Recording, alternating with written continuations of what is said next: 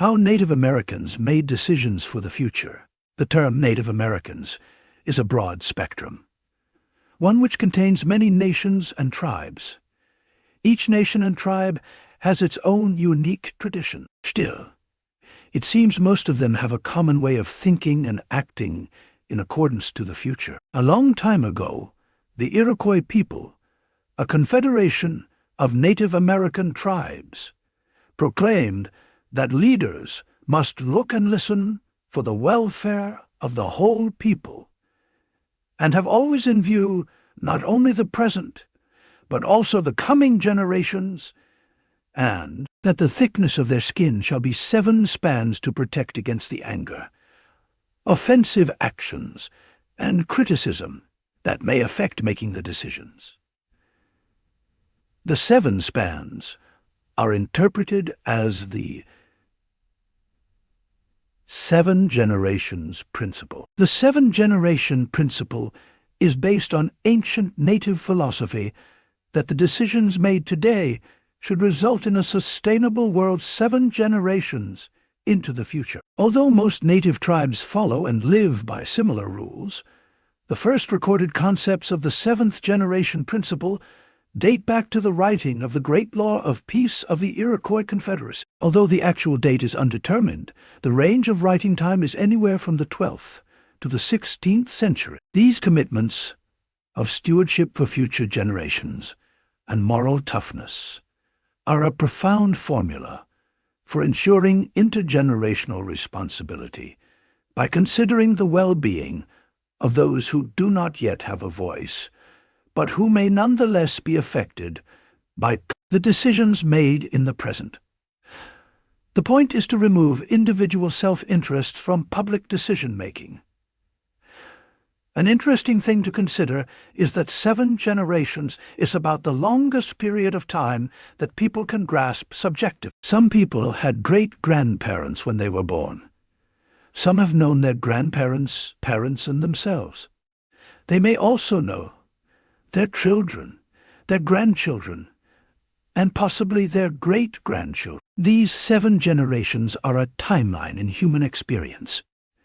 Similarly to the Iroquois ways, Brian Yazzie Burkhart, a Cherokee, has described his experience of the story of Coyote. A Cherokee tale which goes like this. The coyote is wandering around in his usual way when he comes upon a prairie dog town. The prairie dogs laugh and curse at him. The coyote gets angry and wants revenge. The sun is high in the sky. The coyote decides that he wants clouds to come. The coyote decides that he wants clouds to come. He is starting to hate the prairie dogs and so thinks about rain. Just then, a cloud appears. The coyote says, "I wish it would rain on me." And that is what happened. The coyote says, "I wish there were rain at my feet." And that is what happened. "I want the rain up to my knees," the coyote says. And that is what happened. "I want the rain up to my waist," he then says. And that is what happened. Eventually, the entire land is flooded. The coyote's mistake is not letting what is right guide his actions, but instead acting entirely on his own motivation. This is a reminder that one must be careful about what one desires, and must keep in mind the things around us and how we relate to them. He describes this as the principle of relatedness. On the other hand, there is a Lakota phrase, mitakuye, oyasine. It reflects the worldview held by the Lakota people.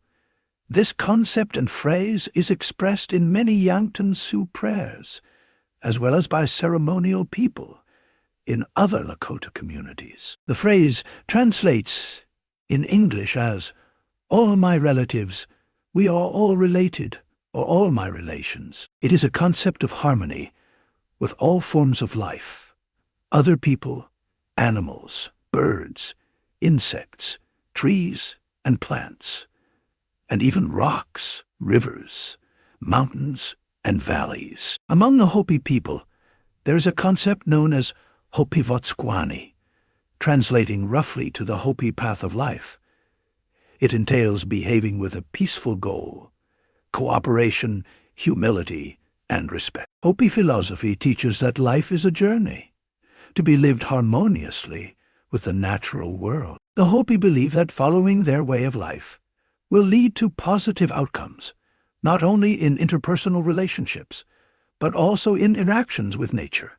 For example, ensuring sufficient rainfall and a good harvest. Perhaps the most important aspect of native cosmic visions is the concept of creation as a living process, resulting in a living universe in which a connection exists between all things. Thus, the creators are our family, our grandparents or parents, and all of their creations are children, who, of necessity, are also our relations. Juan Matus, a Yaqui shaman in Carlos Castaneda's book Journey to Ixtlan, captures very well the attitude of many native people.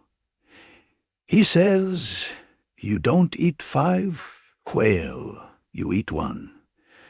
You don't damage the plants just to make a barbecue. You don't use and squeeze people until they have shriveled to nothing, especially the people you love." This kind of attitude is found over and over again in the traditions of Native people. Native Americans believe that useful knowledge can be acquired through individual experience, which is valid to that space and time. The method of interacting with the environment is never made fixed, and instead is carried through generations who continuously revise it and add to it. Thank you for watching. If you liked the content, please consider sharing the video and supporting the channel on Patreon. We also launched our merch, so make sure to check it out. The link is in the description.